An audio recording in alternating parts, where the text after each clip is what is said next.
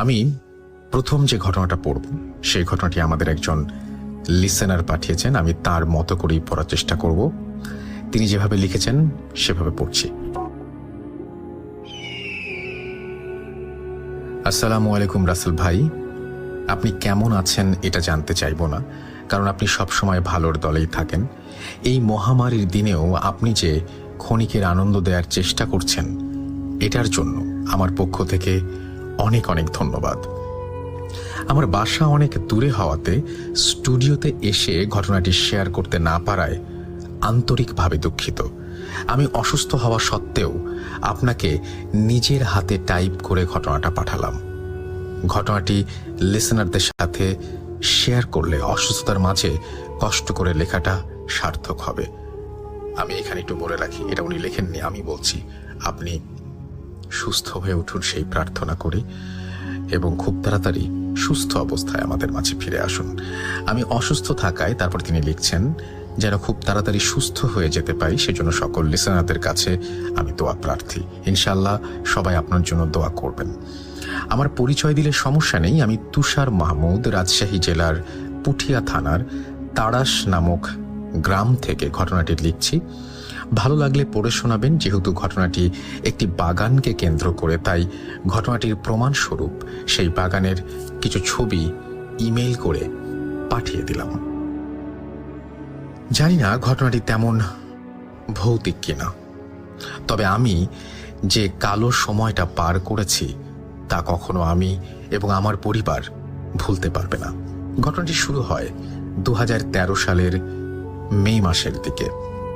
আমি তখন সবে মাত্র ক্লাস 7-এ পড়ি। দিনটি ছিল বুধবার।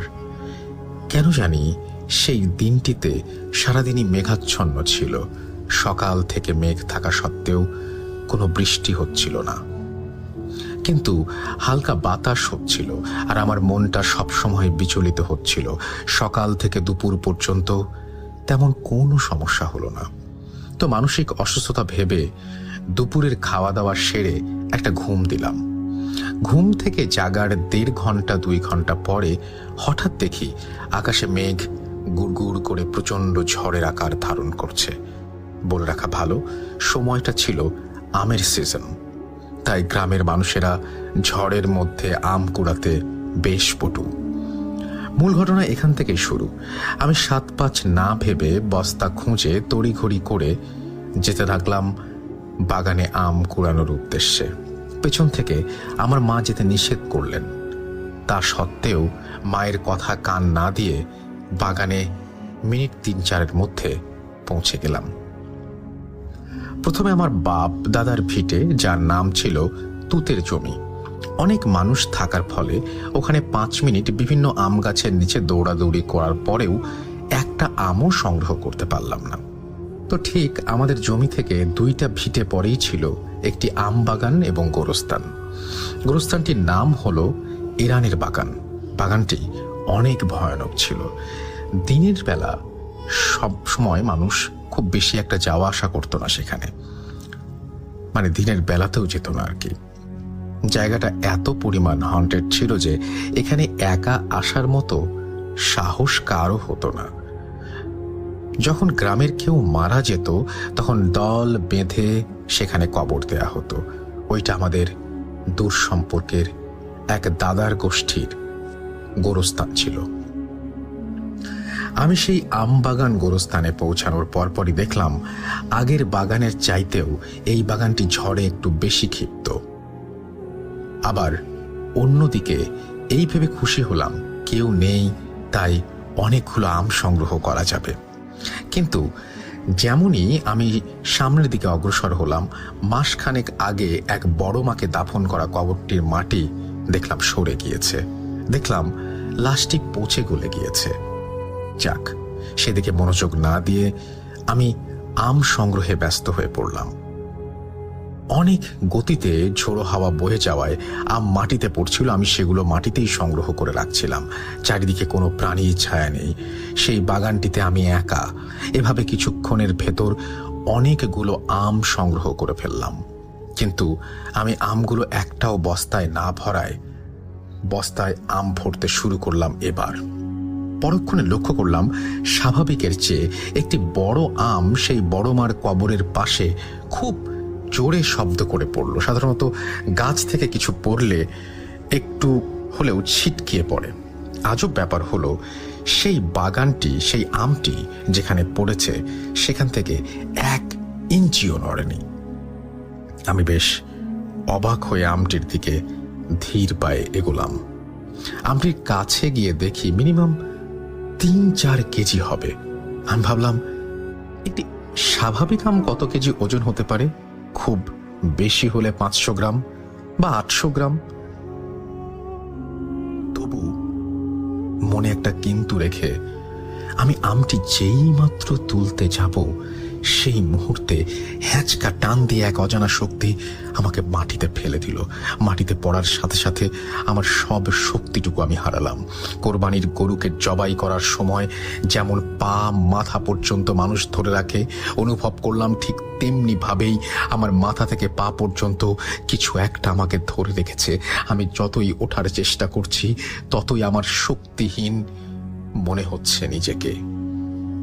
তখন আমার বুঝতে বাকি রইল না, আমার সাথে খারাপ কিছু ঘটতে চলেছে।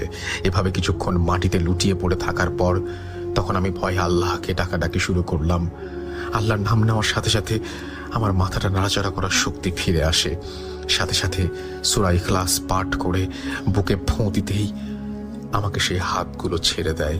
আমি আস্তে আস্তে মাটি থেকে ওঠার পর পেছনের দিকে তাকাতেই এক বুড়ো আঙুল দিয়ে আমার ডান পাশের গলায় বেশ জোরে টিপ দিয়ে ধরল। সাথে সাথে আমার মাথা বাম দিকে ঘুরে গেল। এটার পর আমার মাথা আর কোনো দিকে নাড়াতে পারছিলাম না, ঘাড় নাড়াতে পারছিলাম না। এটা দেখে বেশ ভয় পেয়ে ঠিক 1 বাগান পরে এক দুঃসম্পর্কের ভাইয়ের বাসায় অবস্থান করলাম। আমি ভাবিকে গিয়ে বললাম, দেখুন তো ভাবি, আমার ঘাড়টা ঘুরছে না কেন?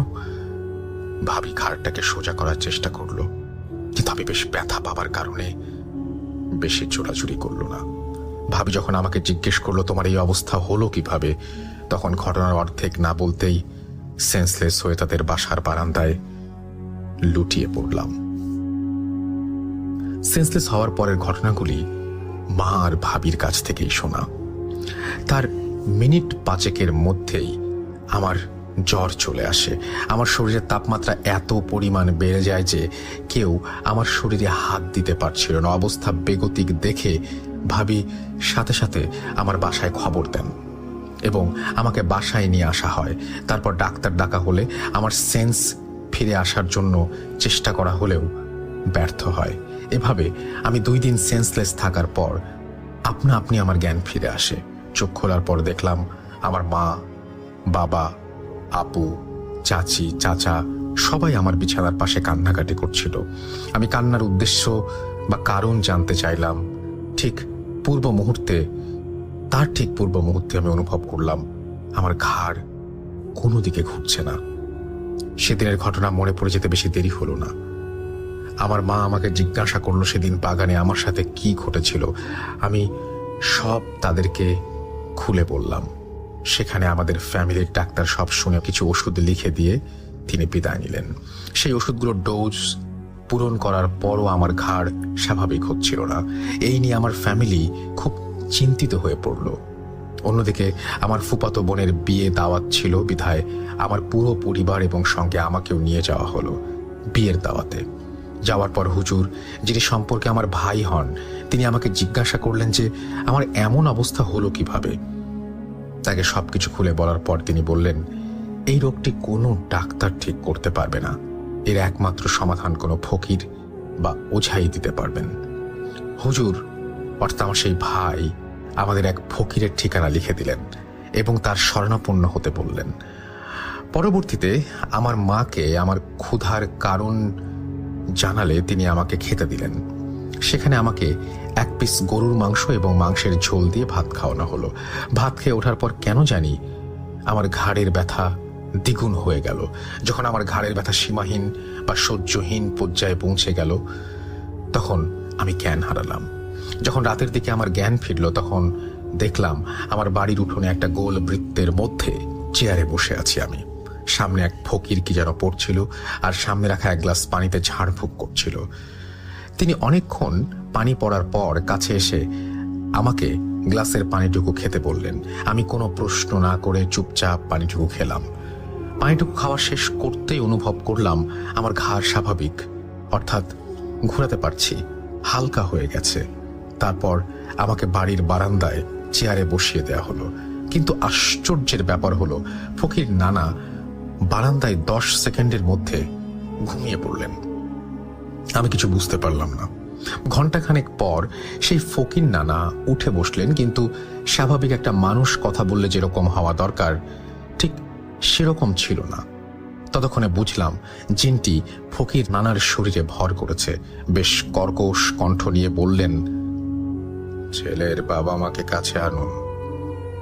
আসার পরপরই বলল, আপনার ছেলেকে অনেক পছন্দ হয়েছে, আমরা ওকে ওই পুরীতে নিয়ে যেতে চাই, আপনারা কি দেবেন?